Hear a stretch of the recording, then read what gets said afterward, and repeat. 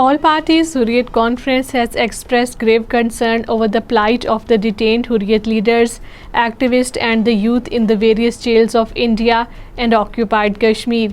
APHC spokesperson Advocate Abdul Rashid Minhas, in a statement in Srinagar, highlighted the prolonged detention of the Hurriyat leaders and activists on the flimsy pretexts. Modi regime is ignoring the threats that the huge Amarnath Yatra poses to the fragile environment of occupied Kashmir. According to a report released by the research section of Kashmir Media Service, the Modi government has turned the Amarnath Yatra into a militarized pilgrimage. National Conference Vice President Umar Abdullah has denounced the Bharatiya Janata Party over its claims of a new and prosperous Jammu and Kashmir following the abrogation of Article 370 and said that the situation on the ground is the complete opposite.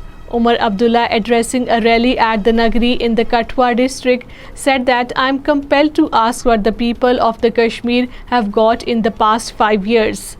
A devastating fire broke out in the early hours of the Thursday morning, gutting several sale depots and the joinery mills in the Harnag area of the Khanabal of the Islamabad district. The fire incident has left a trail of destruction and chaos in the area.